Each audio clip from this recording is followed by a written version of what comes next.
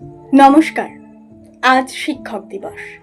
আজকের দিনে দাঁড়িয়ে ছেলেবেলার কথা, মানে ওই ক্লাস 6 থেকে 10 বলুন বা 12, ওই সময়কার কথা ভীষণ মনে পড়ছে। স্টুডেন্ট লাইফ বলে কথা। শিক্ষক দিবস নিয়ে হুজুগের শেষ নেই। কিভাবে সেলিব্রেট করব সেই নিয়ে ভাবতে ভাবতে মোটামুটি মাসখানেকের একটা বিরাট লিস্ট তৈরি হয়ে যেত আমাদের।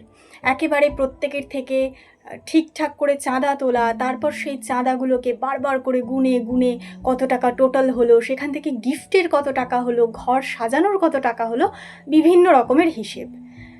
কিন্তু এই বছর দাঁড়িয়ে মন খারাপ করছে।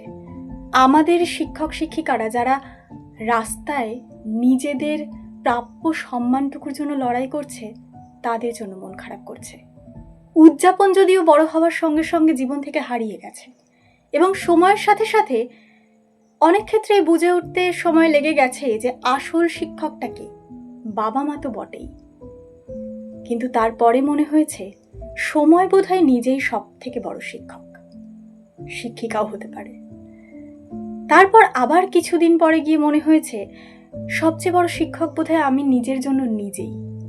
নিজে যদি চেষ্টা না করতাম তাহলে সত্যি কি পারতাম কিছু শিখতে? কি শিখেছি কি শিখিনি সেটা পরের কথা। তবে এই যে বাবা মা থেকে শুরু করে পরপর আমাদের জীবনে আমরা যাদেরকে পেয়েছি আমাদের গুরু হিসেবে, তারা প্রত্যেকে যথাসাধ্য চেষ্টা করেছে আমাদেরকে কিছু না কিছু শিখিয়ে যাওয়ার। তাই তাদের প্রত্যেককে আমার তরফ থেকে আন্তরিক শুভেচ্ছা, শিক্ষক দিবসের আন্তরিক শুভেচ্ছা। আর যারা বারবার বলে গেছেন কিচ্ছু হবে না তোর দ্বারা, এভাবে জীবন চলে নাকি, এই মেয়েটার দ্বারা কিছু হবে না, তাদেরকে আরো বেশি করে আমার তরফ থেকে শুভেচ্ছা।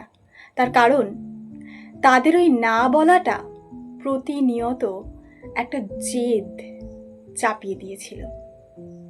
এই জেদটা প্রত্যেকের জীবনে বোধহয় ভীষণ দরকার, কি তাই না?